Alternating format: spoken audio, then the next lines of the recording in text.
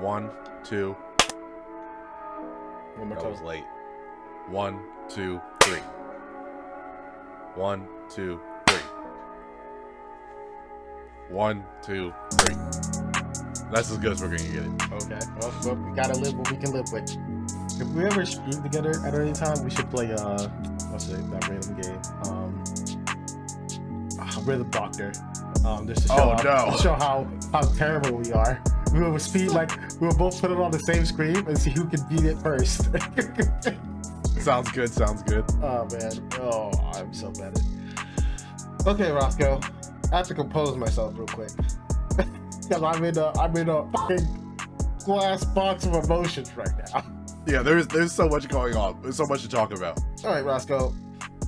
Let's just let us. I have questions for you, but I'll wait. So let's start off with our intro. Hi, my name is Nobody Knows. I Know Nothing, and I'm with Roscoe Sweatsuit. All I know is that I have a sweatsuit and I'm sweaty. And we're just two random people on the internet that enjoy the ReZero anime, and we just are going to talk about one of the latest episodes that just came out. This is just a recap and like just our opinions and thoughts and predictions. There will be spoilers, so be aware of that. And we're gonna tangent. It's just gonna happen. We're gonna go off topic. That's the way we live, baby. All roads lead to Rome, but they're not all going straight there. Yeah. Yeah. Sometimes you got to go around the great. Sometimes you can't go through the Great Wall of China. You got to go around, unless you're the case of the people, of those people that like literally drilled a hole through the Great Wall of China because they were tired of going to work, have to go around to go to work. And we're like, I just imagine being that group. You're like maybe 8 steps in, and you're like, yo, what if we just do this? And everyone's like, okay, let's try. Why would we go 50 miles for something that's just 3 miles across? We can do this, guys. We just gotta put our hands together. I like how we just illustrated our point. Oh my gosh. That's so true. Back on topic. All right, we're on ReZero. What's called? We talked about last episode, and it was pretty fucking bad when we looked at that shit. Amelia's captured. Everyone's dying. Subaru has to fight. Yeah, Subaru has to fight. All the 3 things that are bad for Subaru are happening right now. So, where we left off last time, Crush, Subaru, and Julius were on the top floor, and they were squaring up with the Archbishop of Gluttony. Basically, what happens? They start fighting. Well, they don't really start fighting. Subaru attempts to start fighting. They attempt to start to hit this person, and this person refused to get hit, right? So he just dodges all their attacks, and he's just basically taunted them. Mainly Subaru, because like he's going for that emotional damage right now. He keeps trying to use this whip. It never works out for him. Indiana Subaru is my favorite Subaru now. I don't even care if it works. It's my favorite. He's fighting like level 50 monsters with like the sword that you get at the start of the game. No, man, let him live. But yeah, so basically, the Archbishop of Gluttony is trying to goat Subaru into fighting him. No, he's kind of goading all of them into fighting him. And, his is just like, hey, he just wants this excess. He wants this drink. He wants to eat. Julius was like, Julius was like, no, Subaru, don't do this. Let me call you this name that really sucks. I'm like, Julius, what the fuck, man? And he's like, yo, focus on the mission. We can't get like caught up in fighting this person, right? And I was like, and Subaru's like, tames his anger for now. He leaves. Well, he doesn't leave. He Indiana Jones himself away with Crush into the building with the media, because that's like the goal was to come here, save the hostages. So they're like in the place right now. So they Indiana Jones. Before Again, every time he tries to use the whip, it does not go his way. No, man, I believe in this. By the end of this, he's gonna be like have you seen Castlevania? Yeah. It's gonna be like that. Don't worry about it. I believe in Subaru. I'm a fan of the whip. I don't know. I hope it works out. But yeah, he does this cool like Indiana Jones like run into a window with Crush in his hands. But before we go into any further, Subaru remembers to not tell the Saint Bishop of Gluttonies his name, and basically Julius said that he's going to go fight the bishop, and like the thing that Subaru says is like Jules or Julie. I don't know how he shortened his name or whatever. He's like, don't die. Like just like you could do this or whatever, right? And as soon as he did that, I was like, I feel like he's dead. He's so dead. Was the whole point not to for people not to tell him his name? Well, did he say his full name or he say part of it? He said part of it, but like, does he need his full name? Probably. Okay, maybe, but like, I was like, It's like the Death Note rules. Like if you have the nickname, they're not gonna die. maybe, yeah, okay, that's fair. But like, as soon as he said that, I was like, you probably don't want to be saying this in the one enemy that you're not supposed to be saying your name. But I also feel like it's the worst matchup because like, no, he was there when Al told him to not tell the Archbishop of Gluttony his name, so he won't do it. I think if it was any other situation, he would like directly tell this Archbishop his name. Yeah, Let me make sure I'm saying this right. His name is Julius, right? I'm pretty sure it's Julius. Yeah. All right. So We'll really memorize his name when he becomes more relevant to the story. yeah, I am like 90% sure that he's about to be dead in the next episode. So I feel like a restart needs to happen soon because I don't know how we're gonna fix any of this shit. But yeah, he's fighting the Archbishop of Gluttony 1-on-1. Let's see how he does.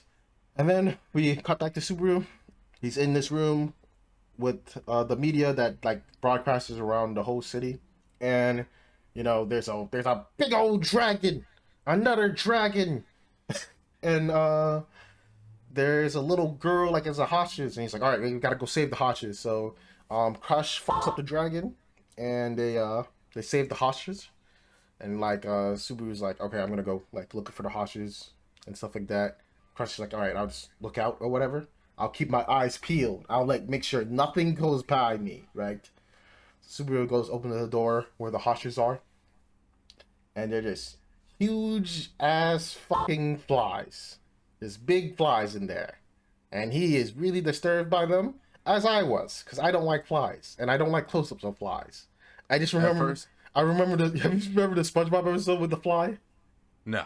There's a SpongeBob episode where there's this regular SpongeBob, and then they show the fly in like very detailed close up. They just cut to it, and that fucked me up as a kid. That wasn't cool.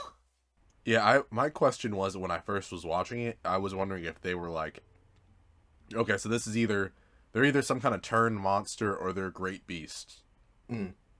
I think when I first started to watch it, like when I was first on my first go through, actually I'm only on my first go through. On my go through, I thought it was very strange why they had one hostage there.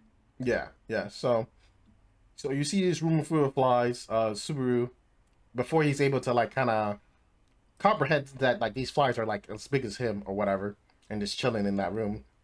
You hear Crunch saying "super" and get slapped down, because look and behold, he turns around and the little girl beat the shit out of Crush in like 2 seconds. And then you're like, oh, this seems bad. This little girl seems evil. Like half the little girls we see in this show, and then you see the little girl transform into the Saint Bishop of Lust, and I think we can solidly get what her deal is. I mean, I kind of get her deal. It's a really interesting flip on the sin. Yeah. So do you want to talk about this scene a little bit before we First off, I want to add that Subaru tries to fight the Archbishop, and again tries to use his whip. It manages to latch onto a stone and flings it over at the Archbishop. Takes it full on. Purple blood is everywhere, which I think we need to talk about purple blood at some point. And just face just grows back again. He's getting better. Yes, you're right. He's getting better, Yeah. but it's always making things worse. Hey man, I forced Indiana Subaru. I he's improving already. Look, like that was some cool shit. That was cool. I was like, oh shit, you've been learning. He's been training. Too bad that this is gonna do zero damage.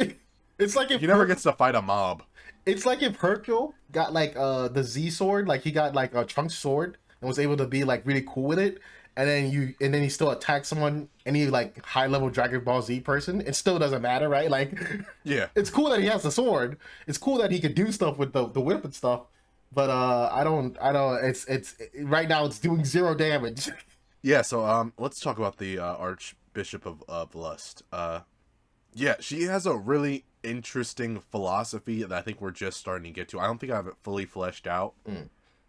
Because every one of these sins seems to have like some kind of twist on the sin. It's not like just straight on this is what you think of when you think of this. Except for gluttony so far. Yeah. He just wants to eat everything. Well, I think even gluttony is kind of like nuanced, where it's like I want to eat. Like when you think of I think it's like gluttony is like consuming food, but for him it's like consuming a whole like everything that's dear to a person, which is it's just like a like incredibly fucked up. Where it's just like yeah, I'm not just gonna murder you. I'm just gonna make sure no one remembers you. Or I'm gonna make you the only person that remembers this person. Which is wild. Yeah. Lust thing, so far as I can tell, is she's almost like jaded Yeah. about love. I don't think she believes in love in a way. I mean, she might. I mean, she does make mention of, like, as she's killing Subaru, or very close to, Subaru asks, like, hey, kill me. She's like, I'm not going to kill you. I want everyone to Subaru's love like, me. Yeah, Subaru's like, yeah, just kill me already. And she's like, no, man, I'm a philanthropist. Yeah, that was what got me the philanthropist. Yeah, okay, so let's talk about her a little bit. So when you're in the scene where she basically knocks out Crush, and she basically starts talking to Subaru and like basically mocking him the whole time. And the main thing that we figure out through this interaction is that she has the ability to transform, and that all those people that are flies and even the dragon in this room were people. They were regular people that she transformed into these monsters. So like Subaru's kind of like processing all this, and he's like, man, this person's a monster, and he's not wrong. And like the like Subaru's like kind of like, why you're doing this? Like, why are you like doing this stuff or whatever? And she says like it's like in a weird philosophy. It's not fully fleshed out, but it's like she believes it's like a test. Yeah, it's like, okay, if you really love this person, would you love this person? It's not, would you love me if I'm a worm? Would you love me if I was a worm? Yeah, right. Like it's that kind of stuff. So she's like, oh, you say you love this person or whatever, but like if they were a fly, you want to love that person. It'll make you disgusted, right? And like Subaru's kind of like, she kind of traps Subaru in this like logic argument, where it's like he kind of admits to the same thing, right? And I guess her point is like, okay, love is not just like this magical thing or whatever. It's like this real physical thing or this like thing or whatever. And she specifically mentions Crush in this conversation where it's just like, oh yeah, you have never had like one new thought about Crush all the times you've been with her or whatever. And Subaru's like, ugh, right? Like, you know, he can't really say anything to that or whatever. Subaru uses dodge. Yeah. And oh yeah, I forgot to mention in this scene, my boy loses his leg again. It's Not tragic. my leg. Tragic. This dude can't keep his leg, and yeah, the Witch of Lust rips it off. But yeah, she like says this stuff, and it's like this weird thing where it's like she's like taking out the competition. Okay, this is what I was gonna say. Like, I wish that at least where I'm watching it on Crunchyroll. There's a thing she says that I was like, I wish I could read it in Japanese just to see if the translation is exactly right or whatever. Let me go back and find out exactly the point I'm trying to say. The point where she says the thing. There's a lot of ass beating she does in the scene. It takes me a while to find the place where she says the thing, and I think you know what place I'm talking about. It's when she says like she basically says like she makes these people like these creatures that no one can love, like no people can love, and then she goes into like this tirade of being like, oh yeah, I'm a philanthropist. I could never do something as barbaric as killing someone. And then she's like, I want as many people as possible for as long as people as possible, as deeply as possible to love me, right? Um, and those are like this is the way like at least they translate it. There is like a beat that happens between these two scenes. She's like, "Oh, do you get it?" Like Subaru, like it was like has a weird face, and he's like, "Do you get it? Because that is my wish or whatever." Are you talking about Aishite Hoshi? Yeah. Oh, that just means okay, so if I had to translate it literally, I is love, shite is like it's like more of a commanding form of to do. Hoshi means to want. Okay. So she was like literally saying what she likes, like I don't know what the other part is they're saying because I don't speak Japanese super well. But it's something on the lines of like, I want everyone to love me. All right, hold on, let me rewind it, see if I can get it. I just think like she's not willing for anyone else to have any type of like love. I'm confused on what her goal is, if that makes sense. Because like Yeah, like she doesn't believe in this like fairy tale lives. She specifically like references this love that is like somewhat that is definitely physical. You know what I'm trying to say?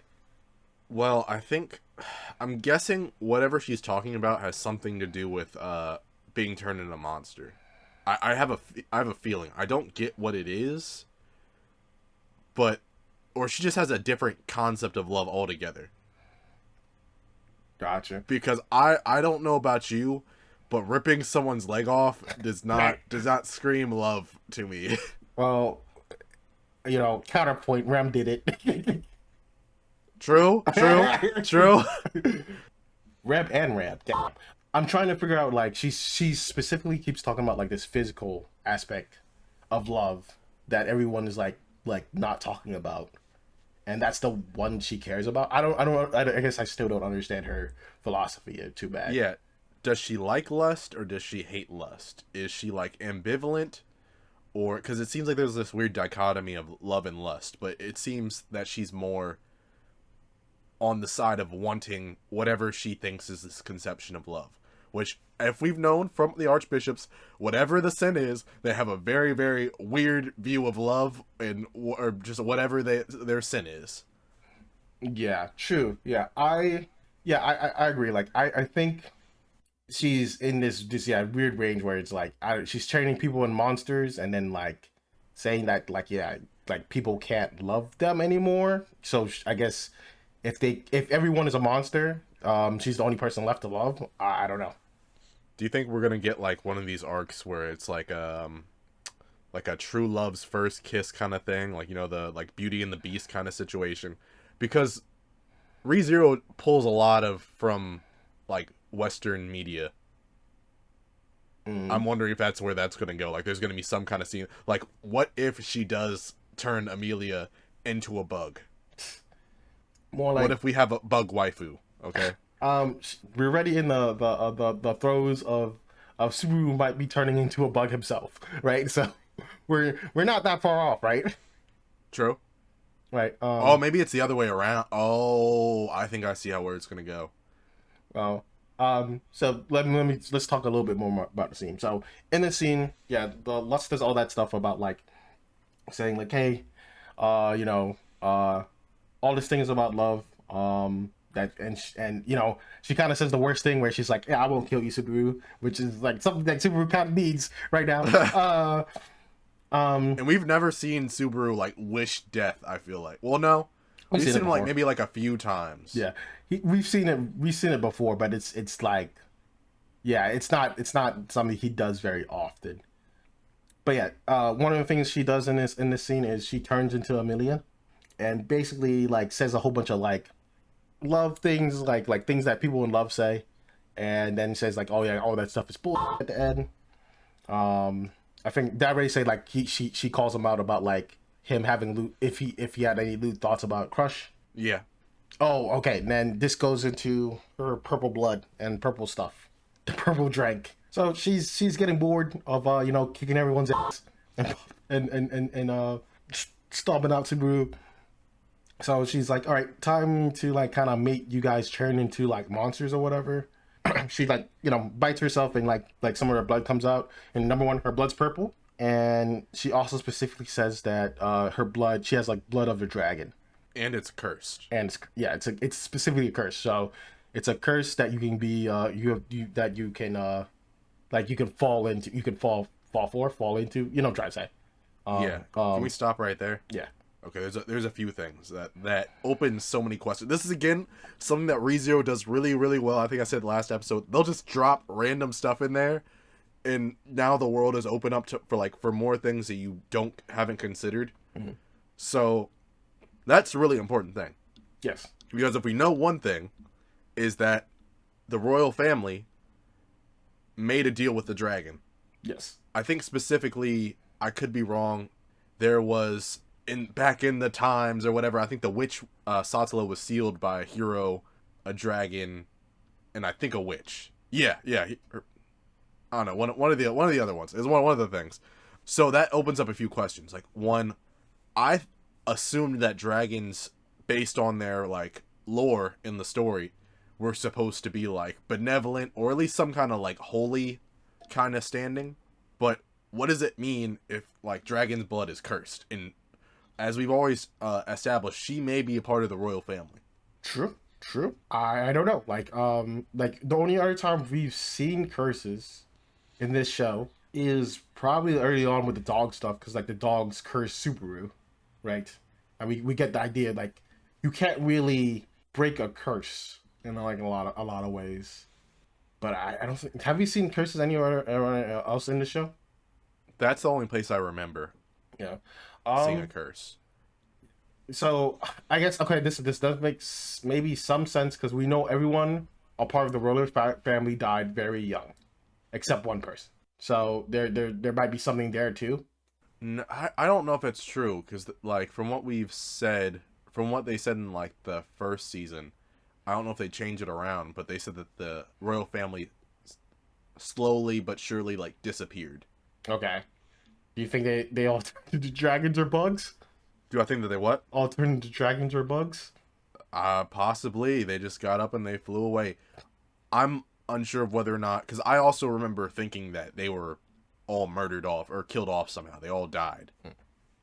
But I know, and I definitely remember Wilhelm saying something about like she disappeared or died or something like 50 years ago. Or maybe it wasn't even said specifically. It looked like they kind of really skirted around like how she disappeared. Well, Wilhelm, from what I remember in the I think it's like the second episode, Wilhelm said that he knew of a girl that was a part of that family that lived 50 years ago, and he described her as pretty. What else? What is it? It was like pretty smart and ruthless. That's all he said, basically. And he said she lived 50 years ago. Yeah, so we have a little bit to go on. Yeah. But yeah, I don't know. I think we still don't know enough about this person. But I think it is definitely at least fleshing out a little bit of at least this archbishop's philosophies. That's probably going to come important later.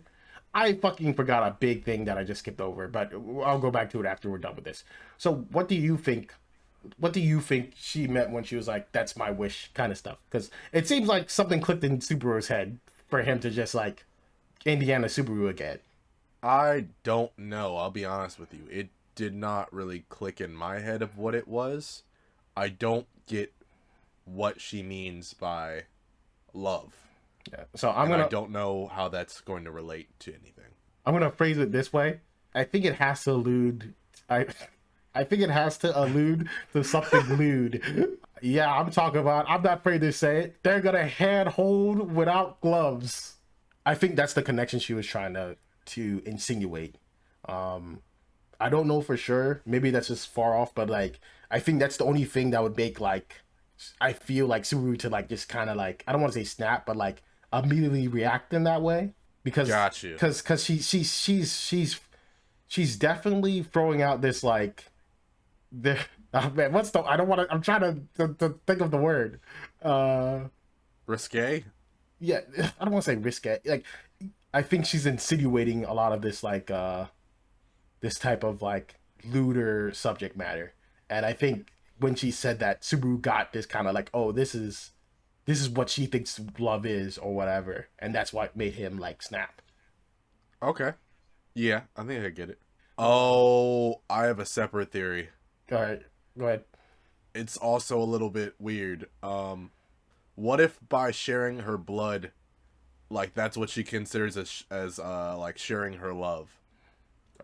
This is fair. This is. I think that's a. I think that would be a fair one. Yeah. It's one or the other bodily fluid. It's one or the other. Because she doesn't, in her own words, she doesn't kill people. She just makes them into horrible monsters. Yeah, and again, like that's what she said after she said she wanted she wasn't gonna kill him. Yeah. She said, "I'm a philanthropist. Like I do this to help people. I'm trying to like have as many people love me as possible." And I think that might be somehow have to do with her curse. Yeah. I am definitely stealing that if I ever write a show about what a supervillain. I'm definitely gonna make him say, or him or she say, I'm a philanthropist. I'm not a businessman. I'm a businessman. That's that was like, as soon as she said, I was like, man, this person is gonna be super evil. Do you have anything else before we move on to Felt and Reinhard? Yeah, I'm gonna move back. We forgot something super important. Oh yeah, the beginning. The beginning. We skipped the beginning of the show. When we first get into the show, the show actually starts off. The show starts off at the scene where it ended off last after the credits, where Amelia's in a bed, and the Saint Bishop of Greed is asking Amelia a very important question. Basically, he asks her, "Are you a virgin?" And Amelia is like, "What's a virgin?" And he was like, "Oh man, I hit the jackpot." Yeah. She's not just a virgin; she's a virgin of the soul. I never thought I was gonna be this lucky. The Bishop of Greed, the Saint of Greed, the Archbishop of Greed is being creepy as fuck. Basically, he's very much on some Andrew Tate kind of vibes. Oh, absolutely, yeah. He just needs to go bald and they'd even be there. Bald and Top G. Top G. Oh my gosh. But yeah, so he's like, he basically. Wait, which Archbishop is he? Of Greed. Dang, he is the top G. He is the top G. Oh no. Yo, that's gonna be the episode name. I won't make it the episode name, but I will make a short about this for sure. And I will call the Saint Bishop of Top G. But yeah, so he's like, hey, I forgot, it's Cornelius something or whatever. He says his Regulus? name. Yeah, he says his name. He says like, yo, you're gonna be my wife. I'm gonna be your husband. And Amelia's like, I don't know about that shit. And he's like, oh, it'll be fine. And then he's like, I didn't ask. and he was like, wife 84, 184. He didn't even call him wife. He just called him 184. And she like walks in. He's like, all right, go, get her dressed and like show the ropes or whatever. And yeah, you meet this character that is kind of like has been living in this regime with the greed. I'm kind of confused about the number. If this is 184, why is it back to 79? I think he might have concubines. You are so right. Why would I ever think that having 78 wives was enough to stop someone from having concubines? Yeah. But yeah, it's likely this person's a concubine. Now since you said it. Yeah, she's like telling Amelia like, you need to do this, you need to do that, you can't like smile and stuff like that or whatever. She doesn't say that yet, but she's like telling Amelia what she needs to do and getting her dress. And like Amelia's like, oh, this dude seems like an evil king I like read in a story. And the girl was like, yeah, he's basically an evil king. Yes, yeah, it's like that's exactly how it was. I don't know how to brace you for it, but this dude is a little creepy and A a little. little a little. We're going with a little. We're going into like this gave me like flashbacks of like Sword Art Online season 1.5. Oh yeah, you didn't even get that far. You never got that far. Yeah. No. Okay, you're blessed on that part. Sword Art Online for me really ends at like just the end of Sword Art Online. No, there's no elf part. There is no elf part. Okay. But yeah, so that is the first scene. That's the beautiful scene. Basically, yeah, he is getting Amelia dressed, and he is planning to marry Amelia. And Amelia is just kind of quiet right now. She hasn't attempted to break out yet. Yes. Which, I kind of understand. She's just kind of feeling out the situation right now. Amelia, we need you to summon your Zongparto. Yes. I can't tell if she's like being really, really smart or if like they just debuffed her again for narrative's sake. But we'll be back at this scene later on. Okay. All right, so let's go back to the drunks. Back to the drunks. Back to Reinhard and his dad and Felt. So last we left off, Reinhard's dad was holding Felt hostage. Yep. He was across the room. Reinhard's pretty quick, but I think that he believes that he's not quick enough for his dad to not slit her throat. Yeah, well, yeah, he doesn't think he's quick enough for his dad to not slit her throat while he's totally still getting hammered. You think taking someone to hostage is gonna stop him from drinking? No. No.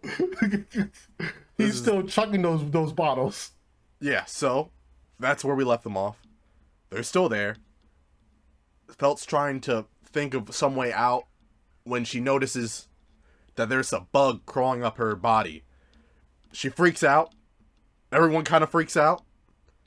I don't know if the guy was just afraid of bugs too or whatever, or like I don't understand how that made her suddenly get out of his hold, but it was just enough for Reinhard to like super speed, like Goku level, deck that dude in the face.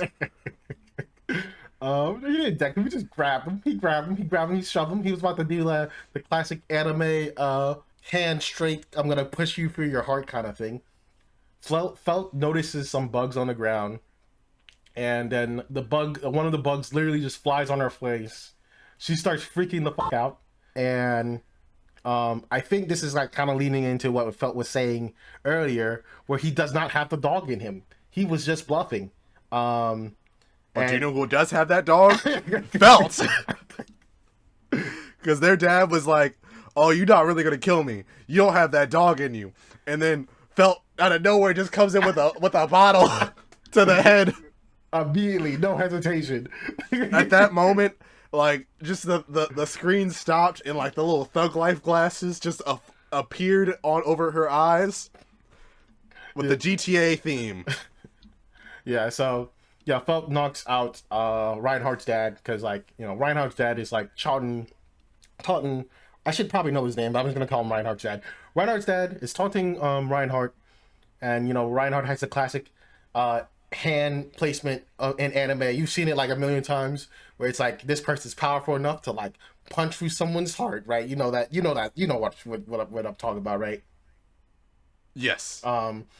And he's like, I'm debating this. And she was like, you don't have to debate it, because she knocks him out with a bottle. And then she says like, oh yeah, we tie him up. When they're saying this stuff, where's Otto? Peace out. He's like, yo, you guys alive? Okay, cool. I'm glad I helped out. And when I'm like, how the fuck are you alive? Again, it still wasn't that good of a excuse, but it's whatever. Yeah, it's whatever. He's not that important to the story right now. But yeah, Otto basically was the one that controlled the bugs to give Reinhardt this moment. They kind of talked for a little bit. Basically, Otto's like saying like, yeah, these guys came up when the Archbishop of Gluttony was about to kill me or about to attack me. These guys came up and saved me, and I just ran away, and I was looking for a place to hide, and this is the place I found. And that's all you guys. So they do that. They have this like short conversation, and Reinhardt is like, "All right, Felt, you can't leave my." And she's like, "Nope, nope. You need to go save people, and be the hero that the world needs." Reinhard was willing to let everybody die. Absolutely. He is only committed to one thing, and that's making sure his candidate lives. So We just have to hope that he doesn't get as desperate as Roswell. bro, if we have to fight, if Subaru has to fight Reinhardt one day, I'm telling you, he's dying at least 100 times. That's like Reinhard is almost like Eisen level strong. Ever since he like, oh, I think it was like one of the flashback stories, or not flashback stories, but like it was like when they were in that place, they were showing like other features. When Reinhardt was like 100% like saying like, oh, I'm gonna just fight like monstered out Puck. I was like, this is insane, and it seemed like he won. On a whole nother level. Yeah. But yeah, so Fell convinces him to go fight the thing, go save people and fight and stuff like that. And she's like, yeah, don't die. She's like, go let loose, don't be reckless, go show him what you have. And he like tells her like, hey, be safe, don't be reckless. And he's like, all right. Felt is tasked with taking Reinhardt's dad to somewhere safe. Herself and Reinhardt's dad to somewhere safe. And like two of the people From episode one. yeah, from episode one that killed Subaru or was a part of the murder of Subaru, walks in the door at that same time. And I believe Otto's still there, so I'm guessing Otto's gonna be with Felt from now on. That's a good camp. Yeah, yep, yep. um Moving on, we go back down to where the man, we're skipping all over the place. We're gonna go back to the outside of the castle where Subaru and them are. Other thing I have to say before we move on. Once Subaru, and so I don't know if we ever said this, um the Archbishop of Lust bites her hand and she starts flowing blood over Subaru and Crush, and she tells them that they're gonna transform once they if they come sub if they get if they lose this battle with this curse or whatever. And she's like trying to figure out how long they'll last.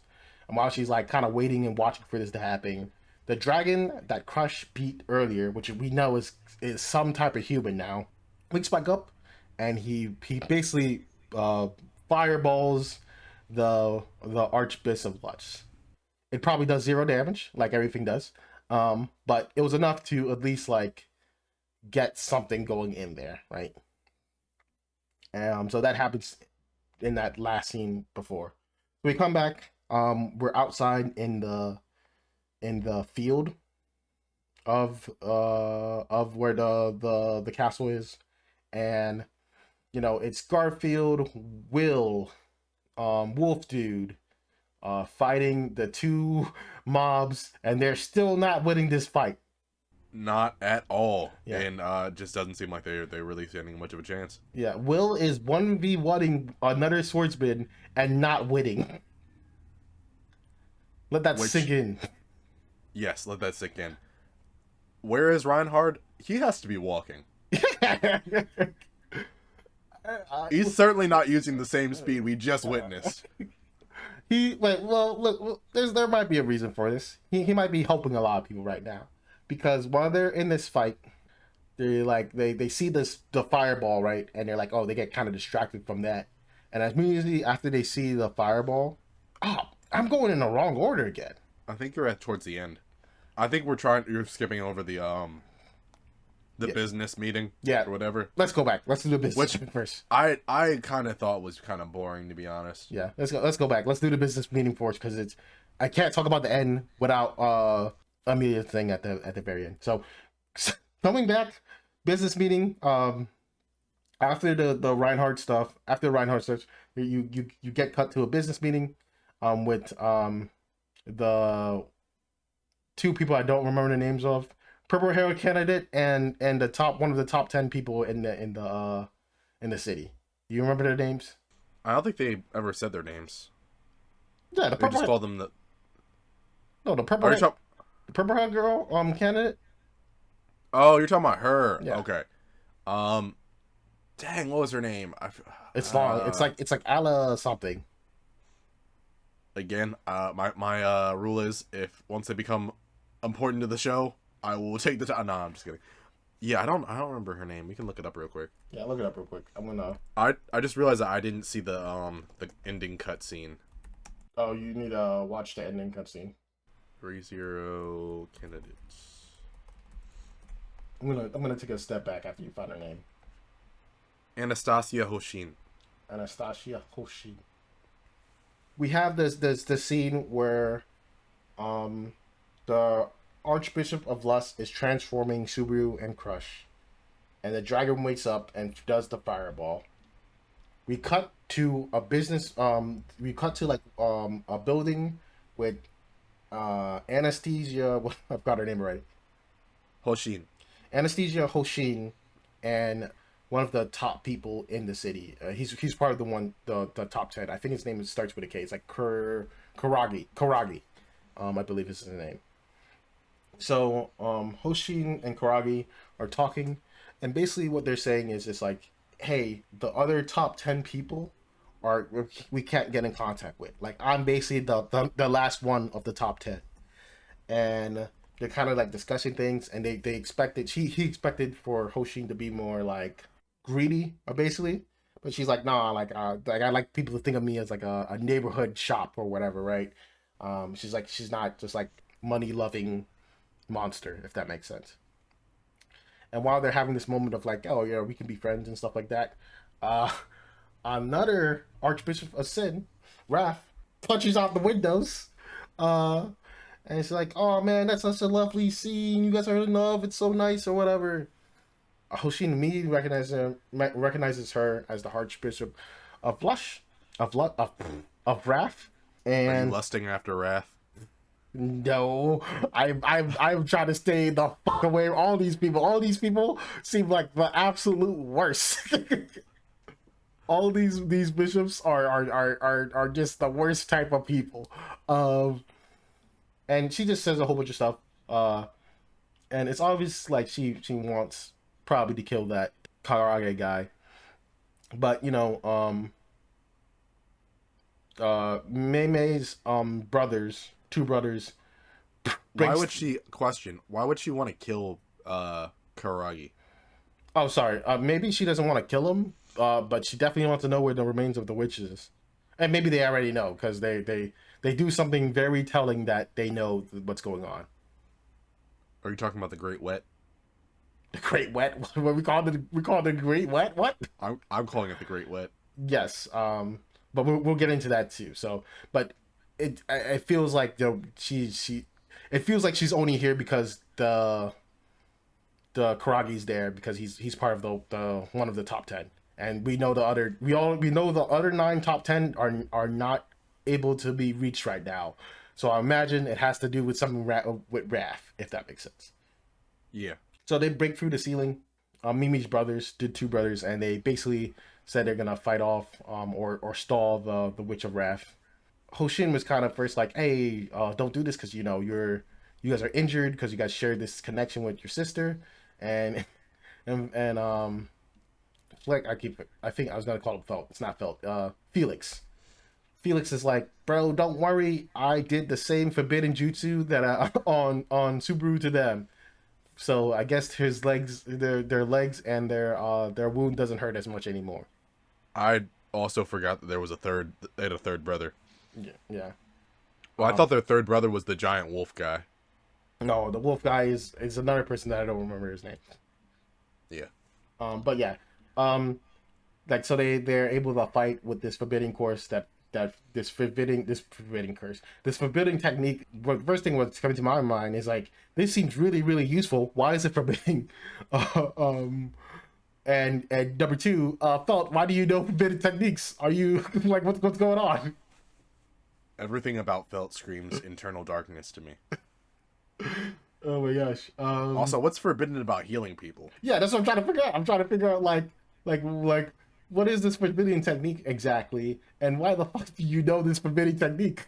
I don't know. I think Felt's just gonna become the Rock Lee of the show. She felt gonna open up all those gates. Um, All the gates of healing. all the gates of healing. Yeah, so that happens. Basically, the end of that scene is basically Karagi entrusts the city to Hoshin. He basically says like, "Hey, make sure this place doesn't get like destroyed and like stop these hideous villains." And then he leaves Hoshin to go with his like I guess his secret service. It's like these people with these white robes. I don't think we ever get their names or anything like that, but and I think Karagi said he's gonna stay behind, which aka Karagi's gonna get murdered hard. Yeah, I was like, yeah, he's gonna die. I like that they try to give him some like sentimental meaning or something. I think they're trying to set him up, his character up, because he's not gonna die. They need him get back Puck. So I think at some point in time, either through Subaru's back to life abilities, they're gonna find a way to save him. Yeah. Oh, yeah. I think he's gonna die at least once. Because I think we need a reset right now. Honestly. Yeah. Yeah. So Karagi thing. I will also say something. It does seem like there's something between her and Karagi, Hoshin and Karagi. Like there could be something between them. Money, possibly. I don't know. I think I did kind of get that feeling as well. Um. Okay. So that business meeting happens, and then we go back. There's a fight happening outside with the low level mobs. It's Will, Garfield, and the Beast Dude. They're still fighting this thing. They're losing. We just talked about this. The one thing I wanted to point out from there is that the the one with the sword that Will is fighting, they're she she seems to be doing like a lot of the same stuff that Will is doing, if that makes sense. Really? Like she feels like she's like because like she like there was a gesture that Will does, and she immediately does the same gesture. Which was what did it look like? It was like he stuck his sword out in front of like pointing at her, and she like, oh, I can point too. Ah, Nah, I don't think they're gonna do that. Nah, that would be kind of dumb. Yeah. Yeah, I think they wouldn't go like, oh, this is actually his wife. His wife is secretly alive. um, bro, I was gonna literally say the same thing as like I don't want to say this is the his wife, but like I think it's just someone he might have known or something, or maybe I'm just taking that one little scene too far because it could have just be a generic I'm gonna point at someone before I fight someone kind of thing. Theory's a theory. Theory's a theory, We shall see. an anime theory. Um, yeah, so that's the only thing I want to put in on that. We already talked about like the dragon distraction. And here the main thing that happens where like Will and all of them are fighting, and after the dragon blows a hole through the building or whatever, the town begins to flood. They open the gates. The They're, great wet has begun. the great wet has begun, so everything is flooding. It's not looking good. Garfield is like hanging onto a light pole, and Will and the Beast person are just like standing on houses. And while everything's flooding, the dragon that blasted the archbishop is flying away, and it has Crush and Subaru on it. It seems like again Subaru making the most out of this whip has like tied Crush to the dragon's leg, and he was just kind of holding on. As this dragon's flying away, the Archbishop of Lust is like stopping the dragon and like making it um stopping this progress. And while it's trying to break free from the grips of the Archbishop of Lux, it fucking drops Subaru into the water. Um who seems very unconscious, or at least halfway unconscious, and still is missing a leg and bleeding out. Not my leg. Not my leg. Um but yeah. Which is where we leave off. That's like that we end the show so low.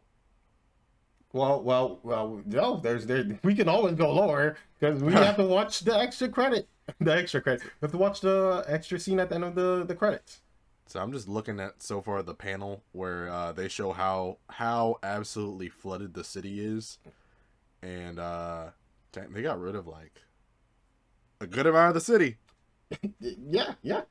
Um, but yeah, so we they flood the city. Yeah, you get on that Subaru basically maybe drowning, maybe being maybe comes maybe gonna turn into a monster. We don't know, but yeah, you get to the end of the episode. You watch past the credits, and you get a scene where it's Amelia out the window with the 184 lady. Wait, don't spoil it for me. I'll watch it now. Okay.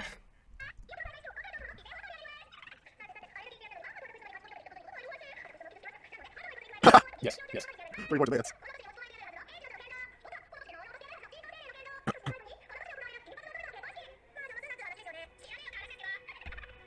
What was that?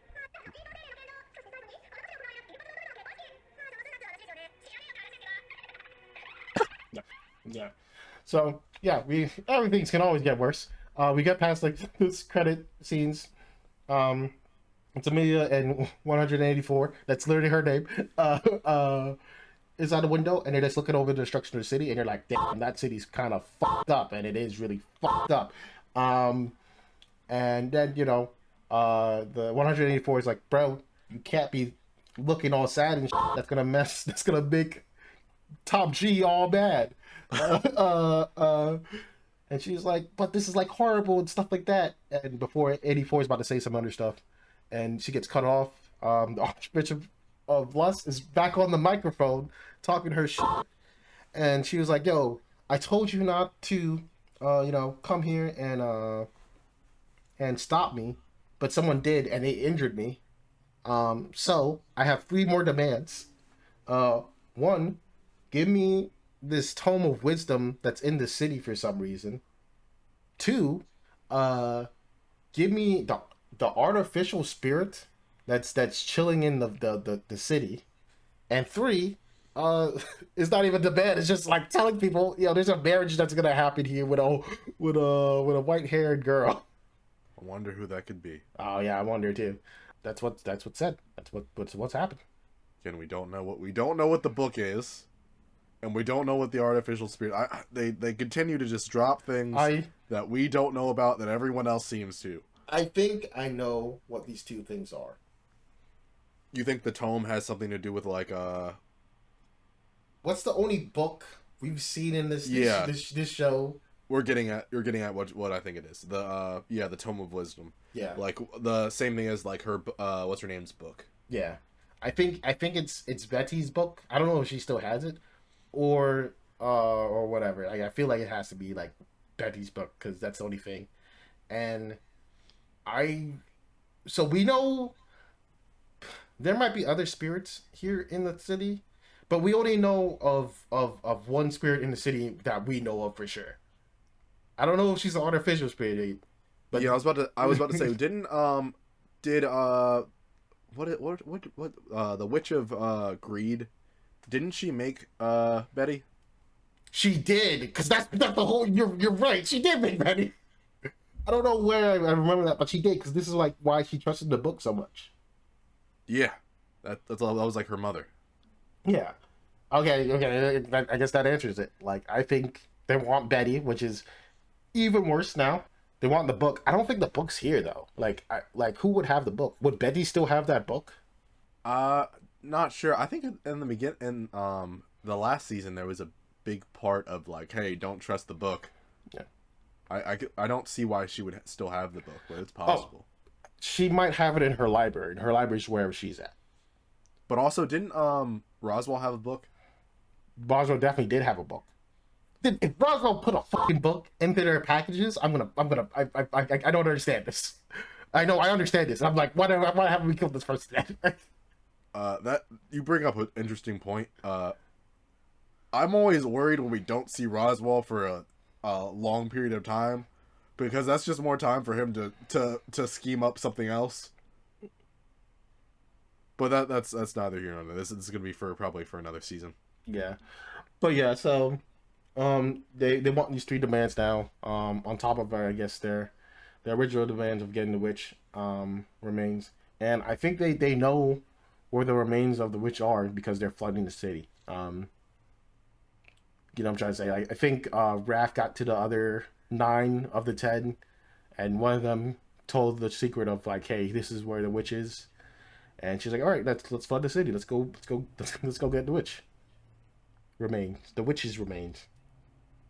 And to do what for, we don't know. We do not know. Do you think the witch cult is trying to revive the witches? I do, possibly. They don't seem to be doing a good job at it so far. Uh, are they doing a bad job at it? I mean, Subaru was doing a better job at it theoretically. Uh, Seems like all they really have to do is just let one of them control their body. true. Oh, that's you are, man. You are on it, bro. You're on it. I think it might be as simple as that. Because I think so. The reason why they were doing a bad job with Echidna is because Echidna didn't want their bodies. She wanted Subaru's body because of Subaru's power, right? Um, she wanted that ability to like. Well, she's greed, so it makes sense where The she world wanted that ability. is created by Shoot, my bad. people. Sorry. Go ahead. I meant to. I exited out of a thing and I ended up in YouTube. Yeah, Sorry. you know, she wanted the ability to like get all like absorb as much knowledge as possible, um, and living basically forever, no matter what is a good thing. So I think, yeah, I think that was a. I think it was a Echidna's goal, but like, yeah, that might work here, where they're gonna use their bodies to revive certain witches, maybe. It's Oh, possible, and we still don't know. Pandora's is possibly alive, yeah, or Pandora. Pandora is the one that died. Either one way or the other. Oh, what do you mean the one that died? She could be the. She could be. Nah, I think we already kind of established it's probably. It's probably Typhon. Yeah. And Typhon was the Witch of Wrath. So the Saint Archbishop is there to sacrifice him, but maybe it's not even a Saint Archbishop. Maybe it's just they just need any type of sacrifice. Any sacrifice would do, right? Probably not. It's not. It's not the witches that we resurrect in the end. It's the people we killed along the way. There's so many people dead.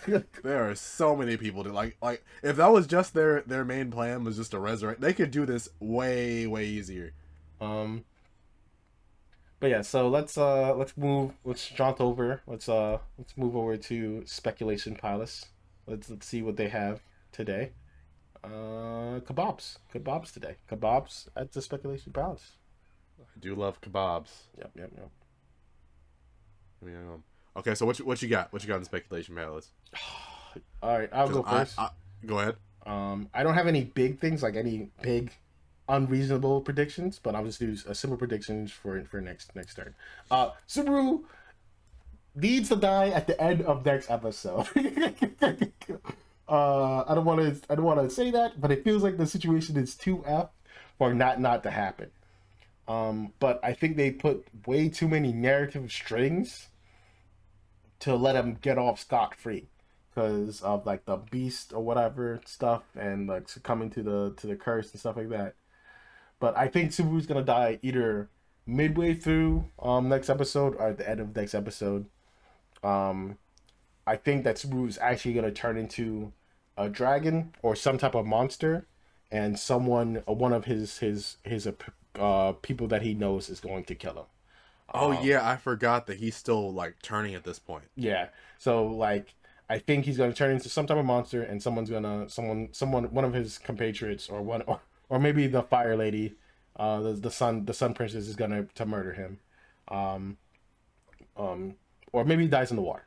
But we're gonna figure out what the spawn point is gonna be. Because of the narration going so far, I am like pretty sure they're not gonna let him spawn before the the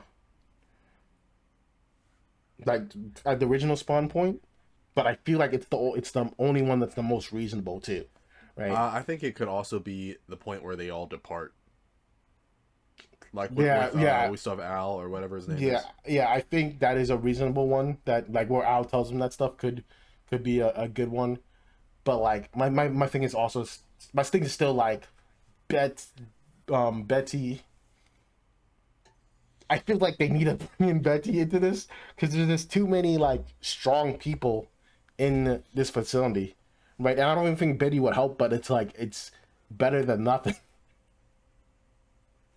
Absolutely better than nothing. I hope they can get Betty on board. We still have yet to see the last few episodes the little girl user in action.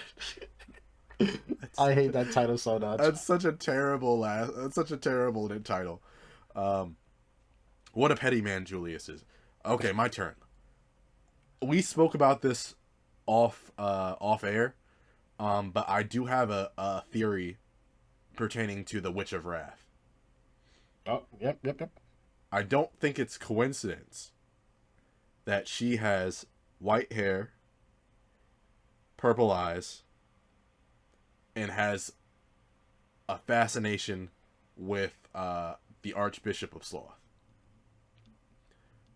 I think that more than likely, Wrath is Amelia's sister, whose name I'm kind of I'm kind of blanking on right now, but I think it makes sense. The only obstacle I have with that is just with the memory thing. Like, she obviously sees Amelia, so it's either whatever this thing is that turns people into archbishops, because we don't necessarily know what it is, because we don't really know.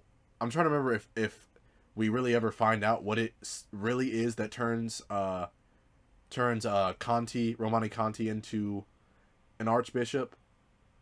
I'm imagining it has something to do with Pandora, like Pandora's box. Oh, wow, that hit me on the head like a wooden baseball bat. I think how whatever that is, it affects them in a way where they do kind of become a separate entity. Yeah, because we know for a fact. But um do you mean by sister? Do you mean the caretaker in that? Oh yeah, Like, okay, caretaker. okay, Yeah. okay. I was confused for a second. Okay, so we do know the Saint Bishop like Pentagoose was there when Amelia's caretaker did get messed up. But who did she get messed up by? It was who did she fight? I know the Bishop of Greed was there. Yeah, let me Top G was there. top. He's so evil. Let me look it up real quick. No, everybody else is evil. He's problematic. You're right. You're right. That's the problem. This dude's problematic. What was her sister's name? Caretaker. Fortuna. That's what her name was. Yeah, Fortuna. But I know she fights someone and dies, right? I'm pretty sure she dies. I don't remember too much from that episode, other than I know that I think Conti tries to defend her against Greed. Pretty Oh, mixed results. I remember. It because the fucking I'm watching it now. Pandora has the power of retconning, and Pentagoose goes like, "I'm going to kill the heck out of this little Pandora girl," and he does an attack, and it kills Fortuna, Oh, and that's Romani kills her. what's called. He does an attack. What you say? Romani kills her. Pentagoose kills Fortuna. Yeah. Well, I said Yeah, Romani. Yeah, isn't his name Betelgeuse Romani Conti? yeah, right. But yeah, he and I think that's the first time you see him use this ability, the hand ability, or whatever. But yeah, he's like attacking the Pandora girl, and he attacks her. He lands a clean blow, but like when he opens his eyes and he looks at her, he sees that he's killed Fortuna. Oh yeah, would she use the power of retcon to do that? Yeah. Or Well, dang. that's what it came off of. Also, I just remember there was a guy named Hector that fought uh fucking ReZero, and we never mentioned again. I don't even remember Hector. He was like he was beating ReZero's ass, and we were like, I remember us talking about it. He'd be like this dude's so mysterious. We have to learn. They're gonna tell us more about this person, and they literally didn't tell anything else about it. Oh yeah, wasn't he like a archbishop or something? He looks like an archbishop. He has to be archbishop. Why do I not remember him? I'm looking at the thing. It says he's the warlock of melancholy. They yeah, and in the show they say it's the devil of melancholy. Why do they have so many things? Okay, but let's get back on topic. Okay. Yeah, so that's basically our the end of the show. Oh, do you have any more predictions? Sorry. That's my main prediction. Other than that, I think eventually Reinhardt's gonna get there at some point in time. Probably too late. Which seems to be his fashion. He is always too late. Like, except for the first episode, he is almost always too late. Yeah. Yeah. I think the only other thing I'll add on to my prediction is I think Reinhardt's gonna definitely come too late, and I think whatever happens next episode is gonna be like cataclysmic, right? It's gonna be like villains win the whole thing, and whatever happens will kill Subaru, and he gets a reset point. But yeah, they're really packing the paint on villains here, man. I don't know. Like we can't even kill the two base mobs. Right? Like we like no one has had, none of the good guys, quote unquote, has had anywhere close to a victory in these last like 2 or 3 episodes. And I don't think they're gonna get anywhere closer to that stuff. So I feel like they're gonna have to lean into this Subaru dying. Because if they don't, I don't know what they're gonna do. I think they're also gonna make Subaru watch or realize that Crush turns into a monster too. Or Subaru can get Eren Yeagered and get like a Titan form and somehow survive the process. He gets his leg back. He gets his regeneration. They cue the Attack on Titan music. But yeah, I think that's it for now. Do you have anything else? No, that's it. Yeah, so if you listened to this and made it through all this rambling and craziness that we have talked to, thank you. We appreciate it. You're awesome, and we really truly appreciate your just being around and sticking around. If you have any theories, if you're watching along or whatever, or if you're in the future and you're like, these guys are complete idiots, let me tell them what's going on. Let us know in the comments. Please don't spoil us if you're one of those book readers. If you're trying to be reading books and understanding stuff, don't let us know. We want to be kind of surprised at what happens. I've been trying to stay away from as much spoilers as possible. But yeah, let's know it what is you think. hard. Yeah, but the show's very good. So